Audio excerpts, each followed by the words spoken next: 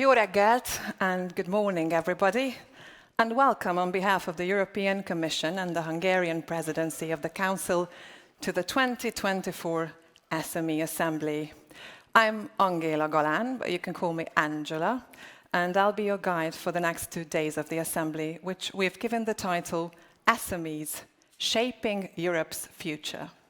With a program packed with high-level panels, interactive workshops, and informative masterclasses, the SME Assembly 2024 will focus on the pivotal role SMEs play in powering Europe's economy, in knitting communities together, and finding and driving solutions to tomorrow's challenges. The hybrid format will allow those unable to attend to follow online, as sessions will be streamed live and made available on demand later on. This virtual experience will be facilitated by our online host, Gwendolina Cominotti, who will also provide those joining remotely with highlights of the day and interviews with our experts, giving a full flavor of the event without being on site. Over the next day and a half, whether we are discussing new strategic interdependencies or ESG reporting or the impact of extreme weather on SMEs, we will identify, debate, and refine the actions needed to ensure that SMEs can be both competitive and sustainable. We will celebrate the best of the best in European enterprise promotion and the ideas and vision of the young European entrepreneurs who are just starting up, but from whom we have much to learn. We will draw inspiration from those businesses that are releasing untapped potential from underrepresented parts of the population and from brilliant minds that can help us envision the future. At the end of the Assembly, armed with ideas, information, and inspiration, we will have set our course towards a more competitive and sustainable future with SMEs at its heart. In between sessions, please take time to drop into our Meet the Expert session. You can find the timings and details of the experts and subject matters on the conference app. Or visit the Expo, where you will find some very interesting Hungarian organizations showcasing their innovative products and services. The Expo is hosted by 2 of our Hungarian presidency hosts, Mr. Tamás Fehérvári, CEO of the Hungarian Development Agency, and Mr. Csaba Novák, who look forward to making connections with similar agencies. Mr. Novák will be available to guide you or ask any questions and will be situated at the Hungarian Economic Development Agency Expo booth. Again, all exhibitors and details about them can be found on the conference app. Last but not least, don't miss a visit to the Ideas Lounge, where our hosting team will be harvesting your concrete ideas, whether big or small, for helping Europe's SMEs grow in a sustainable way. This year, we are once again delighted to have 2 graphic recorders, Sabina Söder and Miriam Artola Dendalusi, capturing the insights we will have during the Assembly. When they are not drawing live, you can find them in the Ideas Lounge, and all the recordings will be available to view on the platform. Head up to level 3 for the Meet the Expert sessions, where tea and coffee will be served in the breaks, and down to level 1 for the Expo and the Ideas Lounge, where all refreshments will also be available. I hope you have all downloaded the conference app. It's an indispensable and comprehensive source of information about the event, as well as a way of interacting with your colleagues during the event. If you have any problems with the app, please visit the registration desk on level -1. And do remember to tap your badges when you meet another delegate for the first time. You will be able to access all the contact details of those you have connected with on the conference app. If you would like to use your social media channels to contribute, the hashtags are hashtag SME Assembly 2024, hashtag EU SME Week, hashtag EPA 2024, and hashtag YSC 2024. Please also follow the Promoting Enterprise social media handles. Interpretation is available. You will have received a headset as you enter the room, so please use it if you need to. If the fire alarm should be activated, please walk to the nearest exit and then leave the building as instructed. And lastly, do remember to put your phone on mute. Thank you so much. Now, it is my great pleasure to invite Mr. Hubert Gambs, Deputy Director General, DG GROW, to speak on behalf of the European Commission.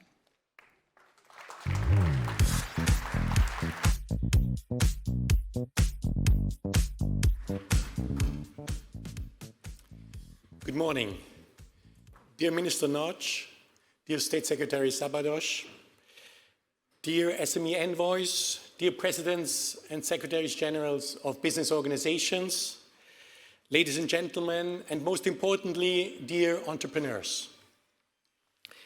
European SME Week is an important moment in our annual calendar.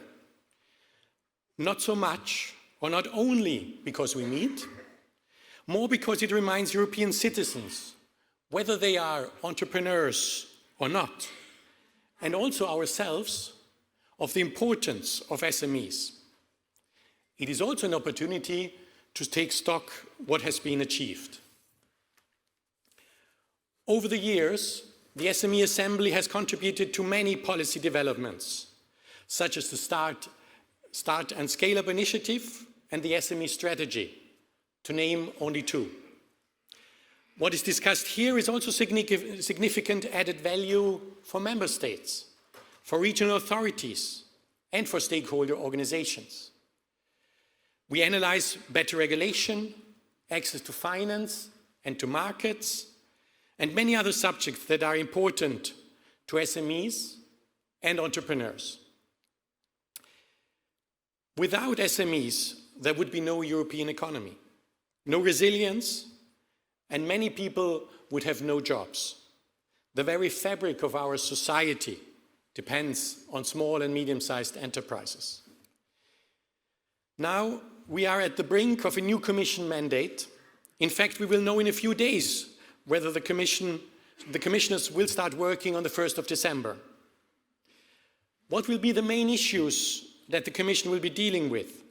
What will be the guiding principles in relation to SMEs? Stéphane Séjourné, the designated Executive Vice President, said it in his hearing in the European Parliament. His action will be based, the industrial policy he stands for, will be based on three pillars: simplification, smart investments, and strategic action. He made a clear statement there also about the importance of SMEs for the policies that he is going to pursue. What does this mean now for our work in the coming days, here in Budapest and in the coming years, as the economic situation has yet to improve, because it is very volatile at the moment? It means hard work for us as policymakers, but what better start to get on with it during European SME work and at the SME Assembly. Now let's look at the three pillars that Stéphane Séjourné mentioned, and let's start with simplification. European Commission President Ursula von der Leyen has asked for a 35% reduction of administrative burden, in particular in the form of reporting obligations, and for SMEs, the 35%, 25% overall. We know, we are perfectly aware that cutting red tape is not easy. It needs hard work. Focusing on reporting obligations is true, but in no way it should limit us. We also have to look at all other competitiveness killers and try to get rid of them. And as Stéphane Séjourné has made clear, reducing administrative burden is not deregulation. It is not by lowering the safety standards of our products or the protection of our workers or businesses and consumers that we will make Europe more competitive. It is by regulating in a smarter way. And I don't think that we should necessarily be fixed on quantitative targets.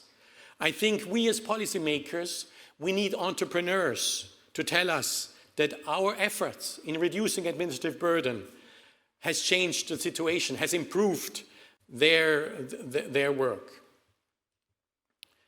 But still, to achieve ambitious targets, the SME Assembly is a unique opportunity to bring forward concrete and specific proposals on where additional simplification is needed. And this Assembly, this is your opportunity to tell us. Your insights on which administrative processes are overly complex or burdensome, especially those affecting SMEs, will be invaluable. So this is really a collaborative effort, and we need clear, actionable suggestions to address the real pain points for businesses and to streamline compliance processes without compromising standards, social or other standards. Now, by highlighting particular areas for improvement, we can ensure that regulatory simplification truly benefits those it intends to help, fostering an environment that supports innovation, agility, and growth in Europe, innovation, agility, and growth in small and medium-sized enterprises. Let's continue with smart investments. Money may seem scarce in today's budgets. Yes, but let's be honest, money always seems scarce, like many other resources. We have to recycle more and more things in the circular economy.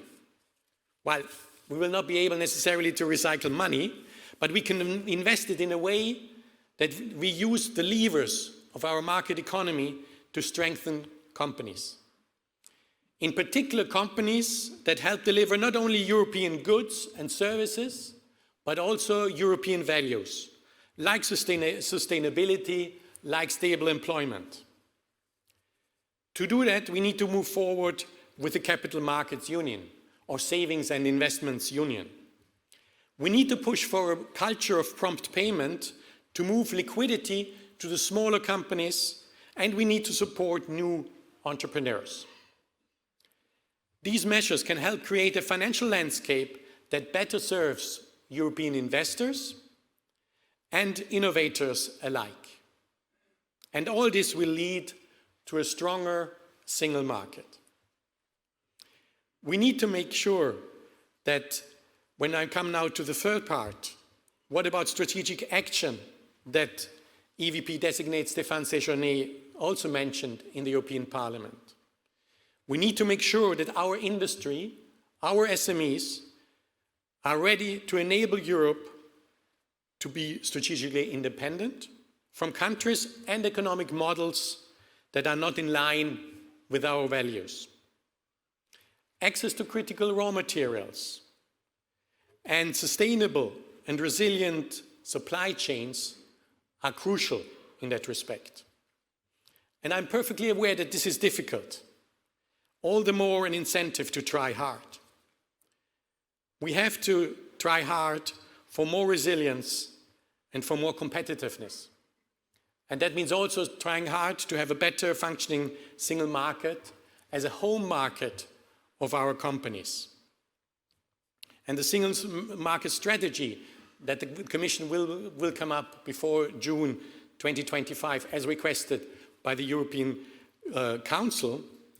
Here it is very important that you help us to shape this single market strategy for a better functioning single market.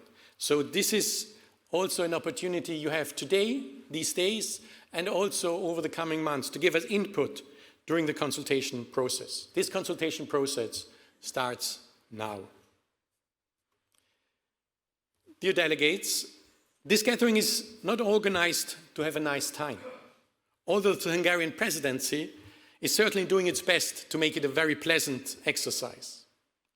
This gathering is organized to take stock and to develop future action, very importantly. And with that, I really mean concrete suggestions for actions, not only lofty declarations. We need concrete suggestions for actions that benefit small and medium-sized enterprises in Europe. Your work, our joint work, over the next 2 days will feed into the policies that the upcoming Commission will pursue.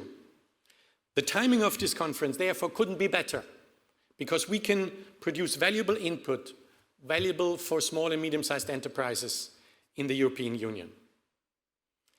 At the meeting of the network of national SME envoys yesterday, we started this work with a debate on the single market strategy. Or, as Stéphane Séjourné put it, a simple market.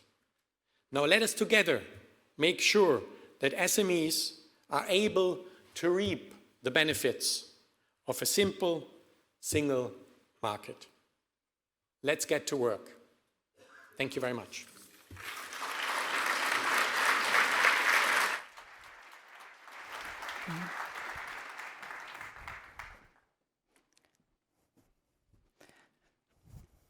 Thank you to Hubert Gambs and to your team for organizing this policy gathering. Now let's hear from our hosts in the Hungarian presidency, Márton Nagy, Minister for the National Economy of Hungary.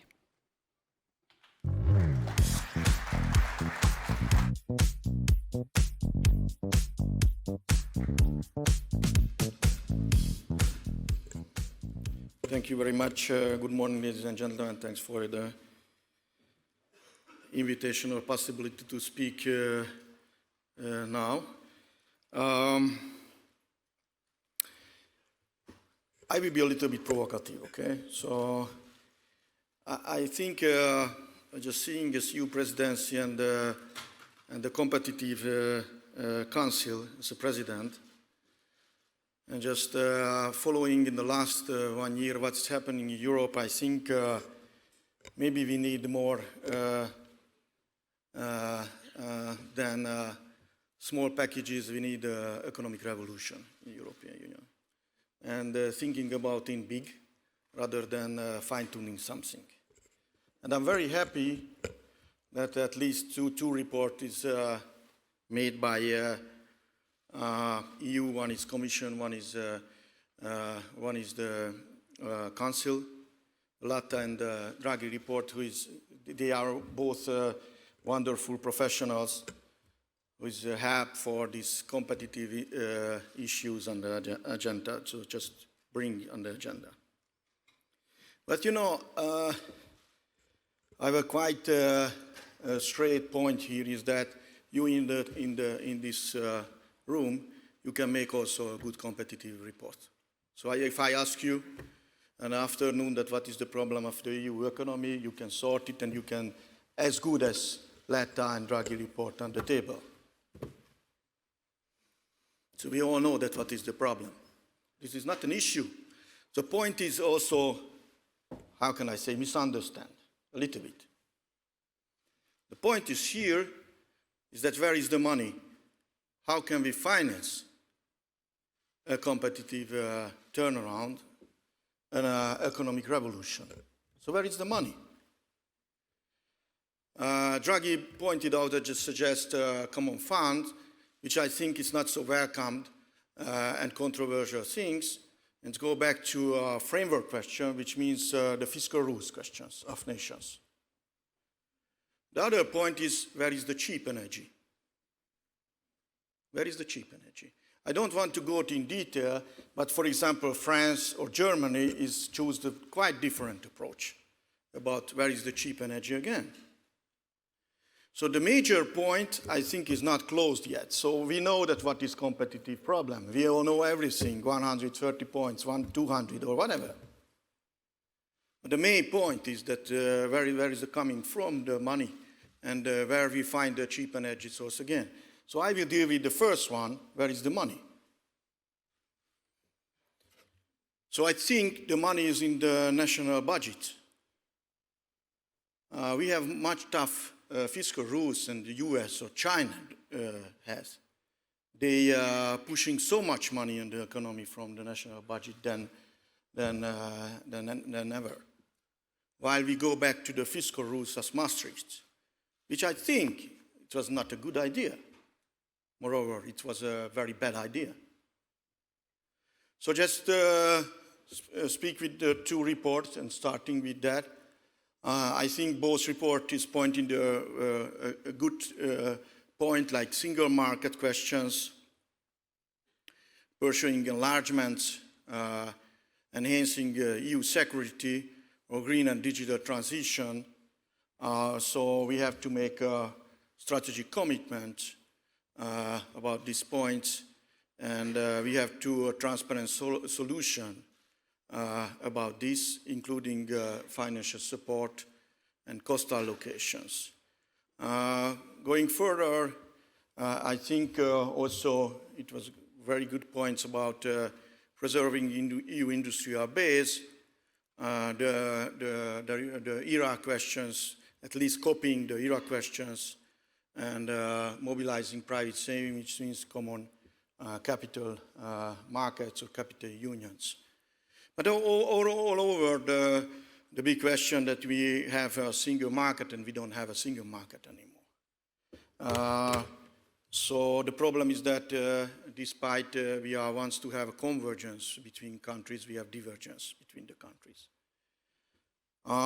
After many years, still you pass the borders, for example, Hungary to Austria, and there is 5 minutes where you lose the mobile cells.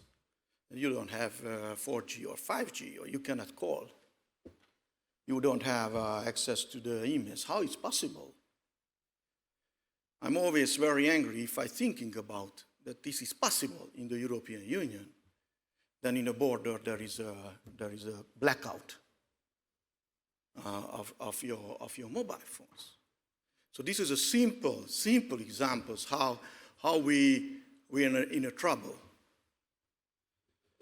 Okay, going further, Draghi reports is more comprehensive. It's also very exact numbers about R&D, research and innovations, or development money, and also a lot of regulatory question, industrial structural question, including vehicle industry, military industry, and so on and so on, and also a special attention with the relationship with China, which I want to go in detail later, which is not clear yet what kind of relationship we have with China. After this report, we set duties or penalty tariffs of the EV cars, which is Hungary is not supported, but of course EU is EU, so now it is in place. But I think if we go to direction, this is still missing legs of the good economic policy. This is not enough.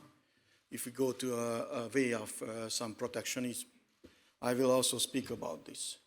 So back to Draghi. I mean, these points is all very known. It's also about investments.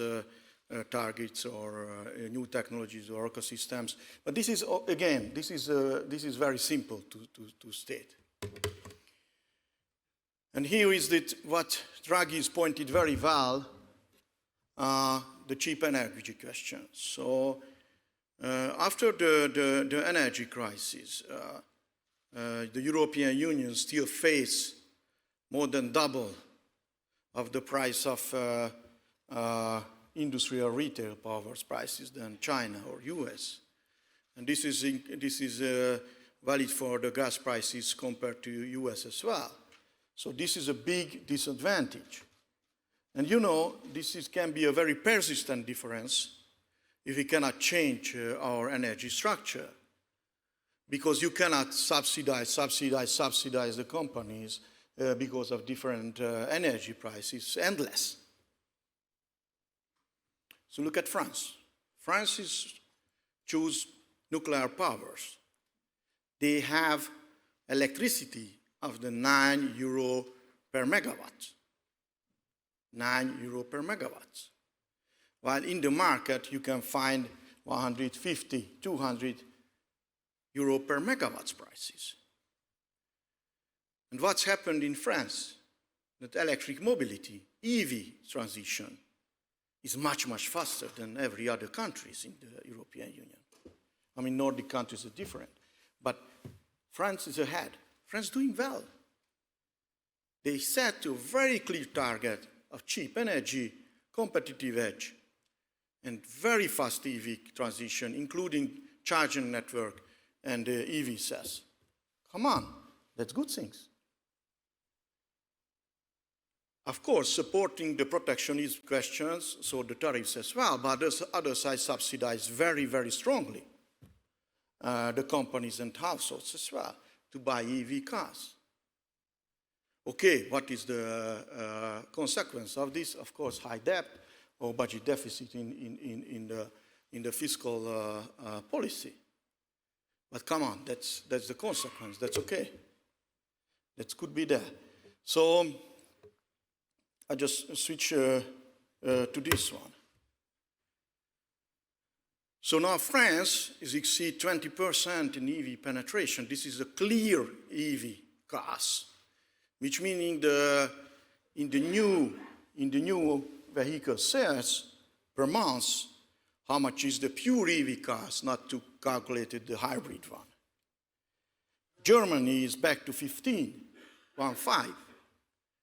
And China is 30%. 30%. So this means that I think France understands well that what is the good way ahead. I mean, US is very lag behind, but again, I mean, the European Union, who is set to 2035 date as a zero emission, only France is going to take it serious, really. The other thing is that who has made the mistakes in other countries, whether the government or the sector or the vehicle industry or the households or whatever, this does not make sense. The question is that this country is doing well. And if you are speaking about competitiveness issue, you can understand through to the vehicle industry, very simple, because this is the heart of the competitiveness issue. When you're speaking about nowadays Germany, that how Volkswagen is seriously or not, saying that, okay, I close a free factory in Germany and fire out 10,000 people, whether it's true or not, or just wants to ask for subsidy for the government, but it's very serious things. When you see in Audi, a Brussels factory, which is shut down, and nobody wants to buy this factory. So this is very serious things. It's not happened. It's not happened like 60, 70 years ago. Not happened in the history. And if there is no industry, no manufacturing, no economy, how can we say that this will be a sustainable long-term competitiveness or whatever in the European Union? So these serious things is coming from the vehicle industry itself. Okay, just comparison of Letta and Draghi report, just go further. So I think this is the two big issue, not saying that, okay, what will happen with the common capital market, what we have with bureaucracy, deregulation, and so on. So we can make our homework. This is a must question. But the main really question is that where is the money, where is the cheap energy? Okay, so where is the money?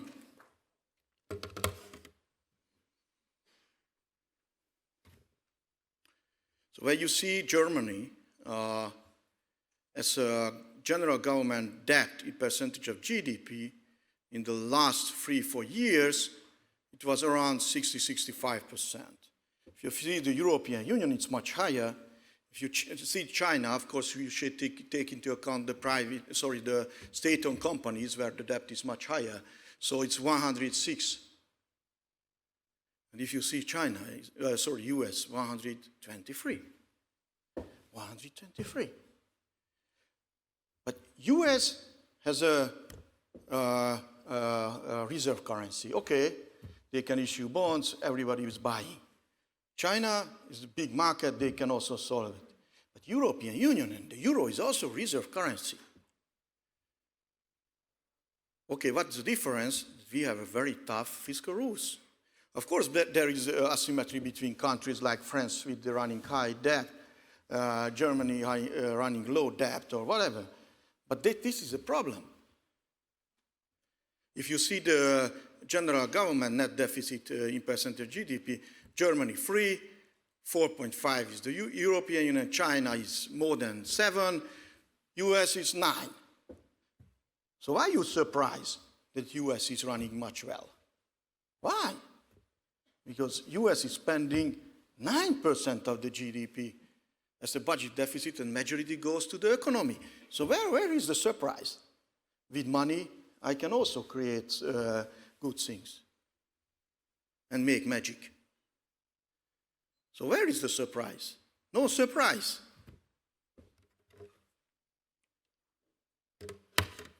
So, and China and the US is running for much more debt.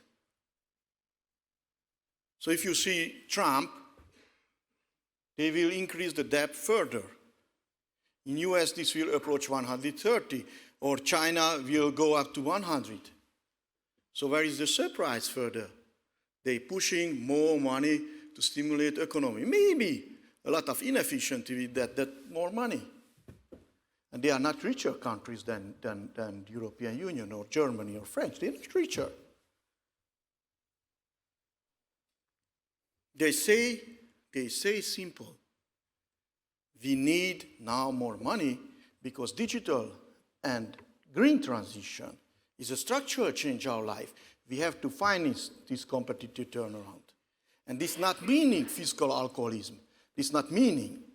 This is just the simple things that we have to win the war, which means we have to be the most competitive region in the world. And they do it very seriously.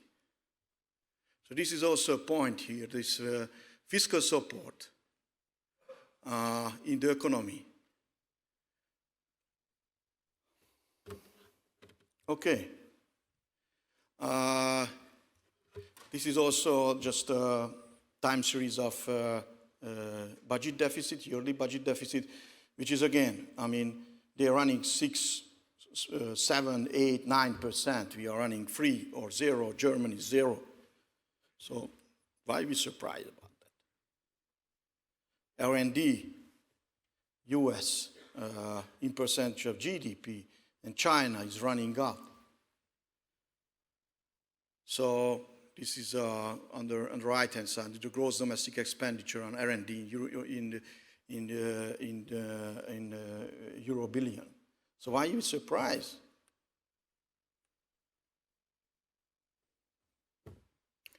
And if they have, more money, if they make it serious, they are investing in clean technology in China, much bigger proportion and billions of euro than European Union. So just to understand the economic policy and make it right, there is 2 approaches.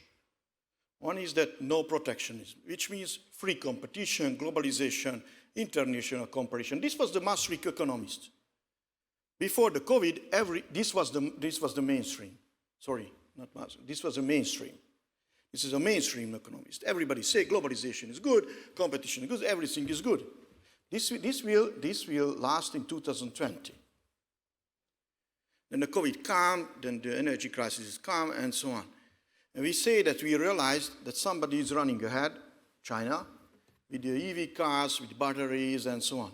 So let's go and protect our industry.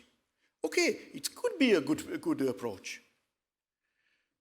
Protect. But if you protect something, the tariffs is not enough. We said the tariffs, but where is the other 2 points? State subsidies. There is no state subsidies. In European Union, the countries is not pushing money in the industries. And where is the cheap energy again? So the other 2 pillar is missing. If you have these 2 pillars, it can be a rational temporary protectionism on the country.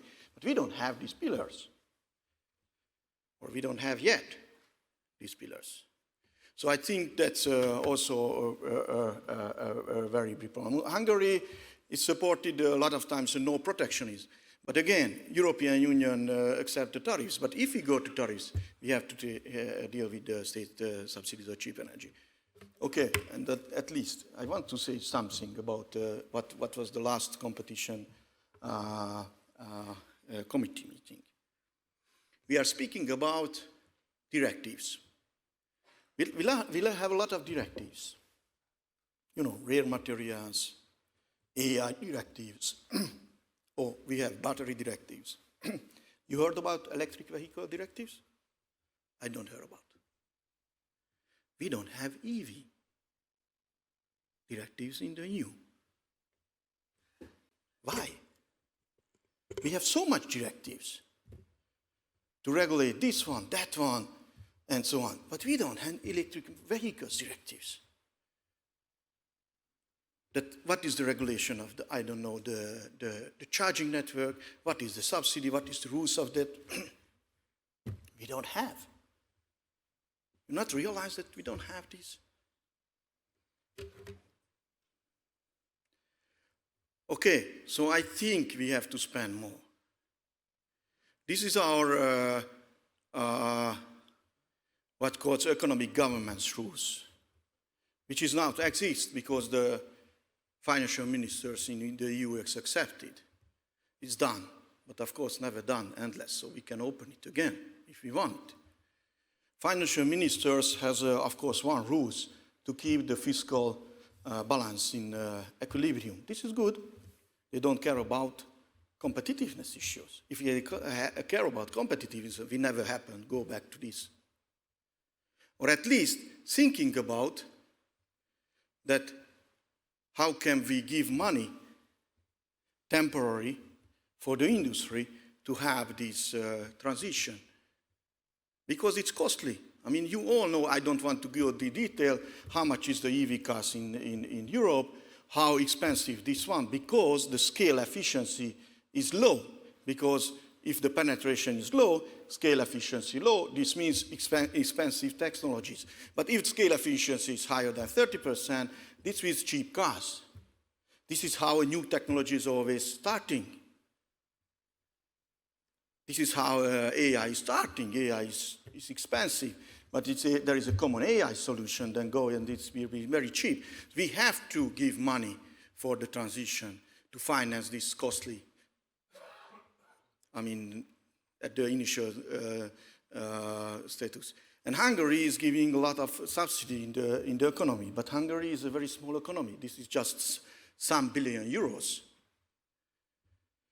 And Germany is doing as well, but again, not just in an excessive manner. I just want to a little bit go further. So I think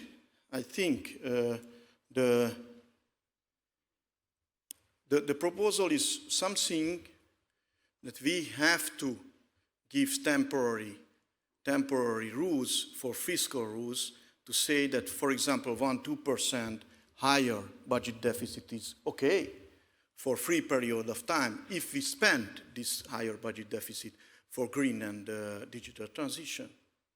But only for that and only for very temporary time. So this means that we can relax a little bit our fiscal rules. Without this, I don't think there will be a solution. And Germany must lead the change. So we know that what's happening in Germany, there will be a new government and so on. And if you just see that what is the reason about the crack, I mean, this is a reason of the crack is also the fiscal conservatism question. That there will be more money in Germany because the financial ministers, okay, I mean, everybody has a right to say that, wants to keep the zero selling in the sales. So this is the reason of the crack. So there is not a political, I think there is an economical or fiscal reason of the crack. This I think make changes in the future.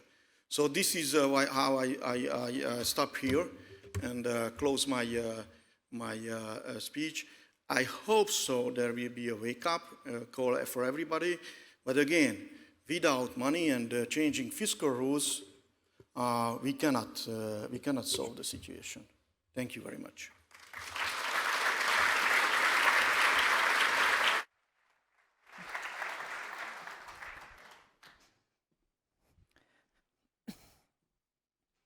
Thank you very much, Minister. I speak for all of us here in beautiful Budapest when I say how much we appreciate the very hard work of your presidency team to create this conference and support SMEs. And now, to help set the scene from the world of business, I'm delighted to welcome Julia Faure, co-founder of Loom and co-president of Mouvement Impact France.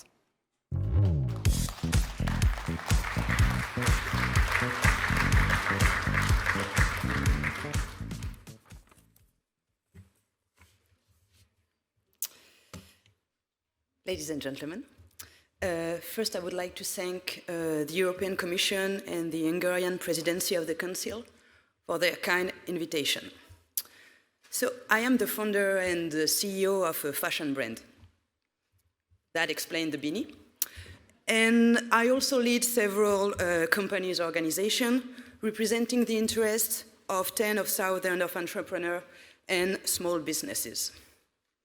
I am firmly convinced, like everyone in the room, that SMEs, small and medium enterprise, are powerful drivers of innovation, job creation, social and territorial cohesion. They form the backbone of European economy. Yet, despite this strong economic fabric, European competitiveness is declining. As highlighted in the Draghi report, we are facing a widening trade deficit, job offshoring, a brain drain, and a rising wave of business bankruptcies.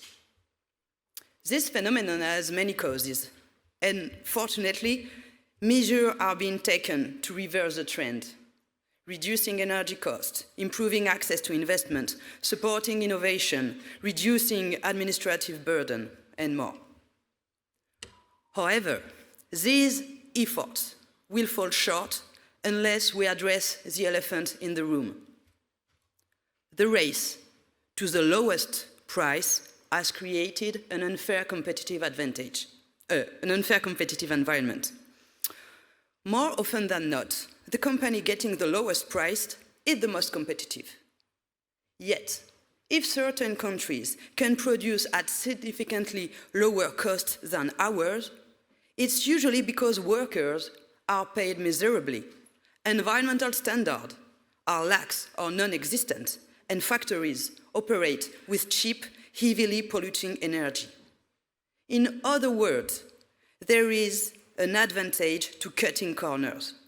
We call it benefit of wrongdoing, la prime au vice in French, which literally means doing bad is good for business. Let me give you an example. My clothes are produced mainly in Portugal, France, and Italy.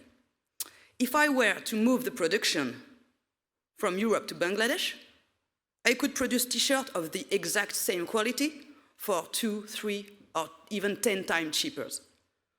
How do Bangladesh achieve such low price? Easy. Workers are being poorly paid. Working conditions are so bad in Bangladesh that the population recently revolted, and their protests were violently suppressed by the government. This is the benefit of wrongdoing in action. When a company chooses to produce in countries with poor conditions, it pays less and becomes more competitive than if it chooses to produce in Europe. Competitiveness based on low prices is a losing race for European companies. Are we ready to stop treating our wastewater and polluting our rivers to lower European manufacturing prices? Are we ready to extend working hours by 10, 20, or even 30 hours a week to match Chinese labor practices? Are we prepared to lower European wages to 100 euros by month to compete with Bangladesh? No, of course not. So the alternative strategy would be to focus on high-end products. In this area, we Europeans have no reason to be ashamed. but the high-end segment only represents a small portion of the global market. Relying solely on a high-end competitiveness is not enough. And I speak for experience. As a French woman, I can tell you that our exports of luxury bags, fine wines, and airplanes do not prevent us from running a significant trade deficit. Europe cannot afford to settle for crumbs. So if competitiveness based on high-end product is insufficient, and if we are losing the low-price battle, what remains? We must shift competitiveness to areas where we are truly stronger. So, what in Europe do better than China or India or the US? What are we better at? The answer is simple. We better protect our workers and we better protect our environment. These aren't just moral values. They are long-term guarantees of competitiveness. Our economy's health in 10 years will depend on whether we have damaged our people, that means our human resources, with poor working conditions and low wages, or whether we have ensured decent pay and dignified working conditions. Our economy will be different in 10 years, depending on whether we choose to protect the environment or to lower all related standards. Take Guadeloupe and Martinique, for example. These French territories produce large quantities of bananas. Until the 90s, to get rid of a banana bug, the charançon, we used a lot of a pesticide named chlordecone. Yes, it helped us gain short-term competitiveness. But it also contaminated the soil, the river, the coastal waters, the animal, and tragically, the local population, which now suffer from an alarming rate of cancer. In exchange of a small boost in competitiveness, we have sacrificed environmental standards, and we will pay the price for generations. In summary, long-term European competitiveness depend on how well we protect people and the environment. However, the current competition rule, the benefit of wrongdoing, push us to undermine this advantage by driving prices down. We need to change the rule of the game. Competitiveness should be grounded in ambitious environmental and social standards. So, how do we do that? I didn't mention it before, but we have another great advantage in Europe: our internal market. These new rules of the game, these new ecological and social standards must apply to all companies wishing to sell in our market. When you enter my house, you accept my rules. Similarly, to enter the European market, companies must accept our rules. I understand that standard and regulation are not particularly popular right now. But we all know that rules are necessary for society to function well. On the road, speed limits and other traffic laws may seem inconvenient at first, but we know they protect us and ensure smoother traffic flow. And if you doubt this, I invite you to try driving in a country where traffic laws are not well enforced. I guarantee you, you are not going to go faster. We SMEs do not object to rules and standards. What we find absurd is being held to rules that do not apply to our competitors.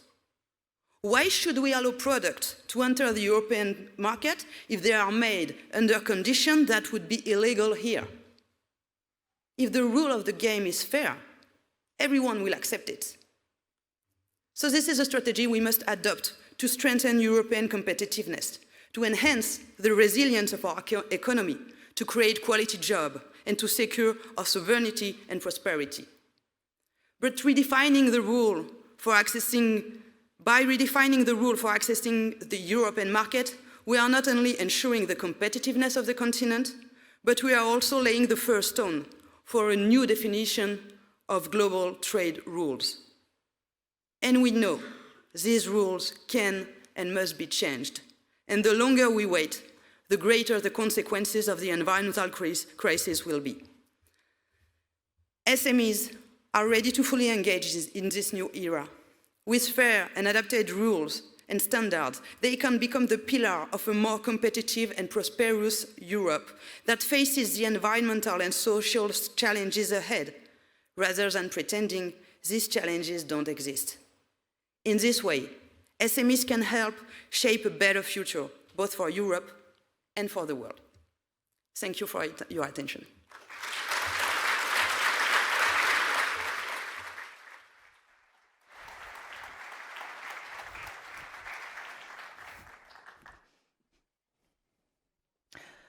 Thank you, Julia, and many thanks to our speakers for opening the 2022 SME Assembly. Now it's time for all participants to choose the session they want to attend.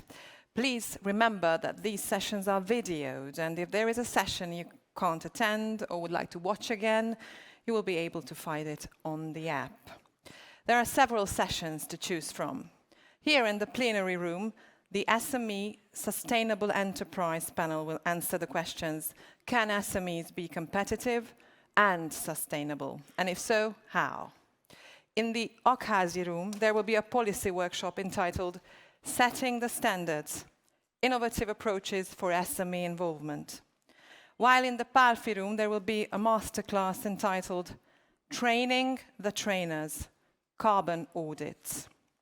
In Hadik room, there will be a policy workshop on Early Warning Europe, Advancing Mentorship, Business Resilience, and Community of Practice. And next up in the Kineji room is a policy workshop called Catalysts of Change, SMEs and the Defense Ecosystem. I hope you all have productive sessions. Thank you for your attention.